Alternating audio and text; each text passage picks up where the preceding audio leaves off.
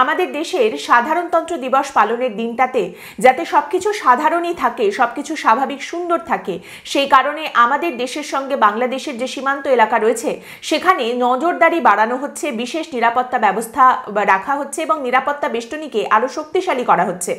আজকের এই পর্বটা করার সময় দেখছিলাম যে অন্যান্য বছরেও আমাদের দেশের এই সাধারণতন্ত্র দিবস পালন করার যে সময়টা, এই সময় ভারতের সীমান্ত এলাকায় নিরাপত্তা বেষ্টনী বাড়ানো হয়, আলাদা করে আরো একটু বেশি সুরক্ষা নিশ্চিত করা হয়, নজরদারি বাড়ানো হয়, কিন্তু সেটা ভারত পাকিস্তান সীমান্তে।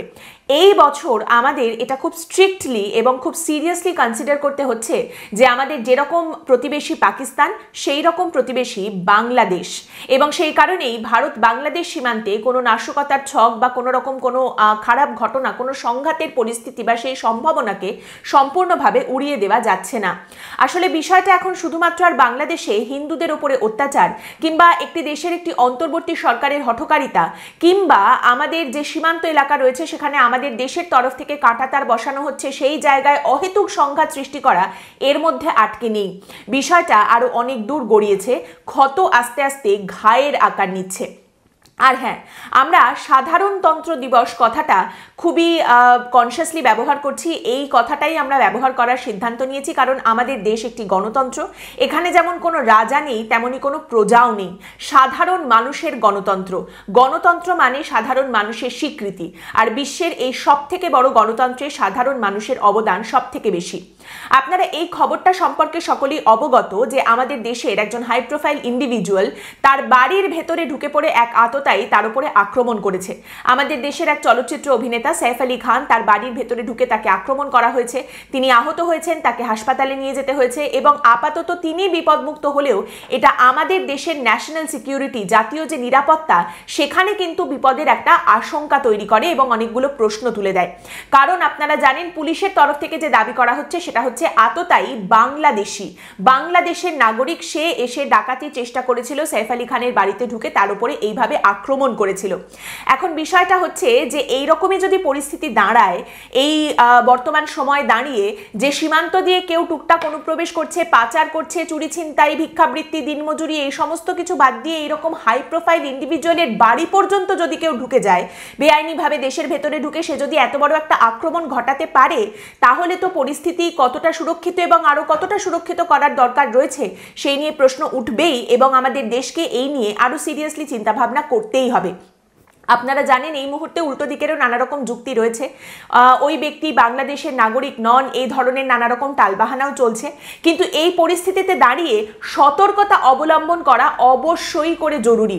বিশেষ করে পশ্চিমবঙ্গের মানুষকে একবার স্মরণ করিয়ে দেওয়াটা অত্যন্ত গুরুত্বপূর্ণ যে এই ভারত বাংলাদেশ সীমান্তে কিন্তু পশ্চিমবঙ্গ, আমরা কিন্তু এই সীমান্ত এলাকাতেই রয়েছি এবং দুম করে এইভাবে যদি কেউ ঢুকে পড়ে, কোনো বাংলাদেশি চোর ডাকাত চলে আসে, তাহলে সবসময় চুরি ছিনতাই, ডাকাতি বা এই ধরনের আক্রমণের হাত থেকে আমরা বেঁচে যাব তার কিন্তু কোনো গ্যারেন্টি নেই।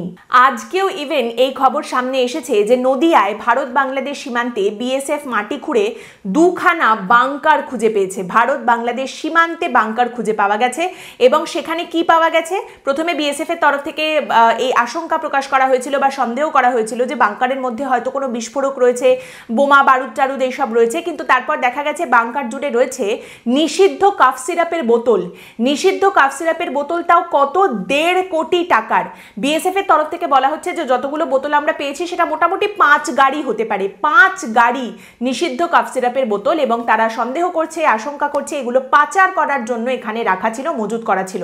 তাহলে এই পরিস্থিতিতে দাঁড়িয়ে নজরদারি তো বাড়াতেই হবে। একই সঙ্গে এই খবরও আপনারা জানেন যে পাকিস্তানের সামরিক বাহিনীর সদস্যরা এবং পাকিস্তানের গুপ্তচর সংস্থা আইএসআই এর সদস্য, তাদের প্রতিনিধি বাংলাদেশে গিয়ে বাংলাদেশের কর্তৃপক্ষের সঙ্গে বৈঠক করেছেন এবং তাদের বেশ ইতিবাচক বৈঠক হয়েছে। তারই সঙ্গে এই খবরটা সম্পর্কেও আপনারা অবগত যে আগে পাকিস্তানের লোকজনকে বাংলাদেশে আসতে হলে ভিসার যে নিয়ম কানুন মানতে হতো সেগুলো আপাতত বাংলাদেশের তরফ থেকে পাকিস্তানের জন্য শিথিল করা হয়েছে। বাংলাদেশে পাকিস্তানের লোকজন ইজি ভিসা নিয়ে আসতে পারবেন সেই ব্যবস্থা করা হয়েছে, অত নিয়ম কানুন মানতে হবে না। তো এই সমস্ত কিছু দেখার পর যা পরিস্থিতি হচ্ছে, তার সঙ্গে এই সমস্ত খবর, টালমাটাল পরিস্থিতি, সীমান্ত এলাকায় উত্তেজনা, সমস্ত কিছু জানার পর আমরা আমরা যদি প্রিকশন গ্রহণ না করি, আমরা যদি সতর্কতা না নিই, নিরাপত্তা এবং যে নজরদারি সেটা যদি না বাড়াই, তাহলে তো বলতে হবে আমরাই বোকামি করছি। মানে আজকে এই সমস্ত কিছু জানার পরেও যদি আমাদের দেশের সরকার এটা ভেবেই বসে থাকেন যে না না পাকিস্তানের কোনো চর বাংলাদেশ হয়ে ভারতে মোটেই প্রবেশ করবেন না, ভারতের কোনো ক্ষতি করবে না এবং এই সমস্ত কিছু সম্পর্কে বাংলাদেশের অন্তর্বর্তী সরকার কিচ্ছু জানবে না, বাংলাদেশের অন্তর্বর্তী সরকারের কোনো অন্তর্নিহিত ভূমিকা থাকবে না, তাহলে তো বলতে হবে যে আমরা মূর্খের স্বর্গে বাস করছি।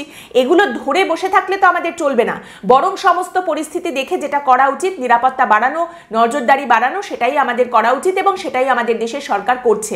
একটা ইংরেজিতে কথা আছে, strong fences make good neighbours, এবং এই স্ট্রং ফেন্সের কাজটা এতদিন হয়নি। এই যে নিরাপত্তার বলয়টাকে সুরক্ষিত করা হয়নি, বাংলাদেশ ভারতের সীমান্ত এলাকায় এই যে মাইলের পর মাইল একেবারে অরক্ষিত পড়ে থেকেছে, সেখানে কাঁটাতার বসানো হয়নি এবং কেন্দ্রীয় সরকারের তরফ থেকে যে মনোভাবটা দেখা গেছে যে আচ্ছা ঠিক আছে বাংলাদেশে শেখ হাসিনা রয়েছেন, কাঁটাতারের বেড়া দেওয়া যায়নি তো কি আছে, আমরা কথা বলে নেবো, আচ্ছা এখন হয়নি পরে হবে, বন্ধু রাষ্ট্র কোনো সমস্যা নেই বলে কেন্দ্রীয় সরকার যে ঢিলা দিয়েছে এতদিন, এবং তারই সঙ্গে আমাদের রাজ্য সরকার যারা কিনা এই জমি দেয়নি কাঁটাতার দেওয়ার জন্য, কাজ শুরু করতে দেয়নি, রাজনৈতিক সংঘাতের দিকে এগিয়েছে, ঝুলিয়ে রেখেছে দিনের পর দিন এই সীমান্তকে সুরক্ষিত করার কাজ, এই দুয়ে মিলেই কিন্তু আজ এই পরিস্থিতিতে আমরা এসে দাঁড়িয়েছি যেখানে এই আশঙ্কার জায়গাটা তৈরি হচ্ছে।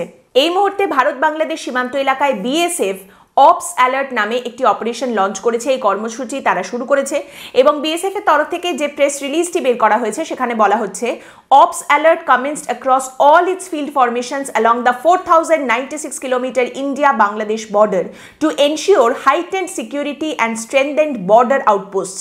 During the period of Ops Alert exercise, patrolling and other domination duties along the Indo-Bangladesh border will be intensified. সীমান্ত এলাকায়, ভারত বাংলাদেশের সীমান্ত এলাকায় সীমান্ত রক্ষার দায়িত্বে যতগুলো বর্ডার আউটপোস্ট রয়েছে তাদের প্রত্যেকের কাছে কিন্তু হাই অ্যালার্ট জারি করা হয়েছে, অতিরিক্ত সতর্কতা জারি করা হয়েছে।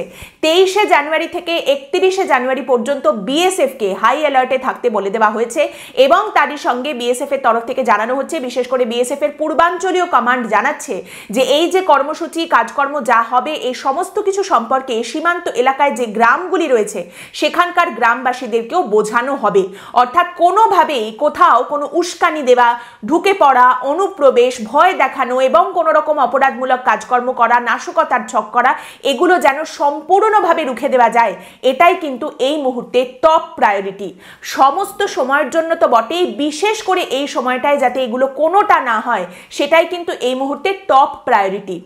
তারই সঙ্গে আপনাদের জানিয়ে রাখি, বলা হচ্ছে একটি প্রতিবেদনে যে বাংলাদেশে পাকিস্তানের যে সামরিক সদস্যদের প্রতিনিধি দল এসেছিল তার মধ্যে পাকিস্তানের গুপ্তচর সংস্থা আইএসআই এর একজন প্রতিনিধি ছিল, যে কিনা বাংলাদেশে এসে চট্টগ্রামে পরেশ বড়ুয়ার নেতৃত্বাধীন আলফা স্বাধীনের বেশ কয়েকজন নেতার সঙ্গে বৈঠক করেছেন এবং সেটা বেশ একটা ইতিবাচক বৈঠক হয়েছে তাদের জন্য।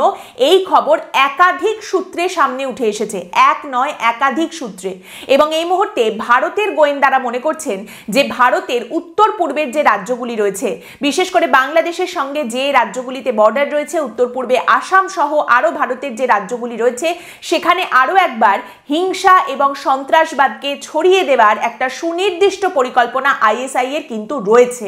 তাহলে এই পরিস্থিতিতে দাঁড়িয়ে আগাম সতর্কতা অবলম্বন করাটাই তো সঠিক পদক্ষেপ এবং সেটাই করা হচ্ছে। After all prevention is better than cure, এবং মুগুর আগে থেকেই ভেজে রাখা দরকার, বলা তো যায় না কখন কোন পাগলা কুকুর কামড়াতে চলে আসে। এই মুহূর্তে ইতিবাচক যদি কিছু থেকে থাকে তাহলে সেটা হচ্ছে ভারত বাংলাদেশ সীমান্ত এলাকায় পশ্চিমবঙ্গে যেভাবে টেনশন বাড়ছে, যেভাবে ভয়ের পরিস্থিতি বা একটা আতঙ্কের পরিস্থিতি হচ্ছে, নজরদারি বাড়ানো হচ্ছে, এই পরিস্থিতিতে দাঁড়িয়ে আমাদের রাজ্যের মুখ্যমন্ত্রী এই এলাকায় চিন্তা বাড়ানোর মতো আর কোনো বার্তা দেননি বা কোনো কাজ করেননি, বরং তিনি মালদায় সম্প্রতি একটি প্রশাসনিক সভায় গিয়েছিলেন এবং সেখানে মুখ্যমন্ত্রী মমতা বন্দ্যোপাধ্যায় সাধারণ মানুষের উদ্দেশ্যে বলেন যে আপনারা জানেন সীমান্ত এলাকায় একটা গন্ডগোল চলছে, একটা অশান্তির পরিস্থিতি তৈরি হচ্ছে, তবে বিএসএফ এর সেটা দেখার দায়িত্ব, বিএসএফ এই সীমান্ত রক্ষার দায়িত্বে রয়েছে, বাকি কোনো রকম কোনো অন্যায় হলে সেটা প্রশাসন এদিকে বুঝে নেবে, কিন্তু সীমান্ত এলাকায় বিএসএফ এর সঙ্গে ওদের যদি কোনো সমস্যা হয়, অর্থাৎ বাংলাদেশের বর্ডার গার্ডের যদি কোনো সমস্যা বা সংঘাতের পরিস্থিতি তৈরি হয়, তাহলে আপনারা সাধারণ মানুষজন, গ্রামের মানুষজন আপনারা সীমান্ত এলাকায় পৌঁছে যাবেন না। অর্থাৎ মুখ্যমন্ত্রী এই বার্তা দিয়েছেন যে যদি দুটি দেশের মধ্যে কোনো সংঘাতের পরিস্থিতি বিএসএফ এবং বিজিবির মধ্যে হয়, তার মধ্যে সাধারণ মানুষ মানুষজন গিয়ে নিজেদের যেন বিপদের মুখে না ফেলেন। তারই সঙ্গে মুখ্যমন্ত্রী এই বার্তাও দিয়েছেন যে আমি পুলিশকে বলবো মাইকে ঘোষণা করার জন্য যে গ্রামবাসীরা যেন ওই সীমান্ত এলাকায় না যায়, বাকিটা প্রশাসন দেখে নেবে এবং আমি আশা রাখি একদিন আবার ওই দেশের সঙ্গে আমাদের সম্পর্ক ভালো হবে। এবং এখানে অবশ্যই বলতে হয় যে মুখ্যমন্ত্রী এই কথাও বলেছেন যে কাউকে কোথাও যদি দেখেন যে সন্দেহভাজন কোনো ব্যক্তি সে কোথাও এসে রয়েছে তাহলে অবশ্যই প্রশাসনকে জানাবেন। কোনো জঙ্গি কোনো সমাজ বিরোধীকে কোথাও হোটেলের মধ্যে বা বাড়ি ভাড়া নিয়ে বাসা বাঁধতে দেবেন না, এই ঘুঘুর বাসা বাঁধতে দেবেন না। এই পরিস্থিতি তৈরি হলে সেটা আমাদের সমাজের ক্ষতি, দেশের ক্ষতি, রাজ্যের ক্ষতি, শান্তি বিঘ্নিত হবে। শান্তি ছাড়া উন্নয়ন কিন্তু সম্ভব নয়। এবার দেখুন মুখ্যমন্ত্রী মমতা বন্দ্যোপাধ্যায় এই বক্তব্য সামনে রাখার পরে রাজনৈতিক কটাক্ষ তো শুরু হয়েই গেছে। তার বিরোধীরা বলতে শুরু করে দিয়েছেন মুখ্যমন্ত্রী যদি এইভাবে অনুপ্রবেশকারীদের বের করে দেন এবং তাদের প্রতি কঠোর হতে বলেন পুলিশকে, তাহলে তো মমতা ব্যানার্জির ভোটিং যে পাওয়ার, তার যে ভোটার বেস, তারই তো অর্ধেক চলে যাবে, কারণ তিনি তো বাংলাদেশ থেকে লোকজনকে নিয়ে এসে ভোট করান, বাংলাদেশিদের ভোটে যেতেন ইত্যাদি ইত্যাদি। তবে এখানে বলতেই হবে যে মুখ্যমন্ত্রীর এই বার্তা এই সিচুয়েশনে অত্যন্ত সদর্থক এবং এই রাজনৈতিক কটাক্ষ দূরে সরিয়ে রাখলেও একটি প্রতিবেদন বলছে যে আমাদের রাজ্য প্রশাসন, আমাদের পুলিশ কিন্তু একটু হলেও এই পরিস্থিতিতে নড়ে চড়ে বসেছে।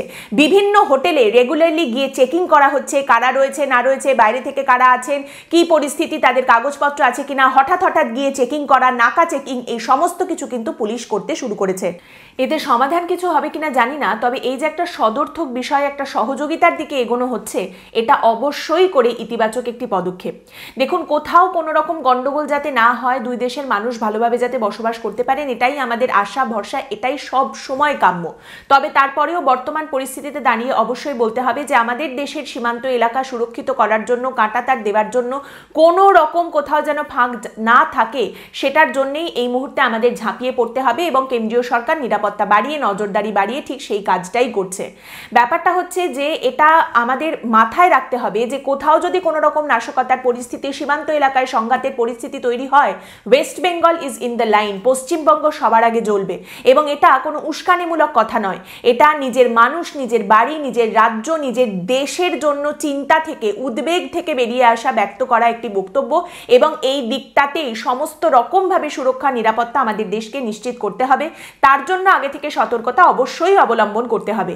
26/11 স্মৃতি আমাদের বুকে কিন্তু এখনো তাজা রয়েছে, তাই আগে থেকে কিভাবে সতর্কতা নেবার দরকার রয়েছে সেটা আমাদের দেশ খুব ভালো করে জানে।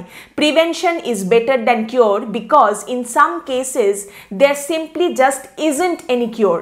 আজকের পর্ব এখানেই শেষ করছি। আপনাদের মতামত এই পর্ব সম্পর্কে অবশ্যই জানাবেন। পরের দিন দেখা হবে অন্য একটি বিষয় নিয়ে আলোচনায়।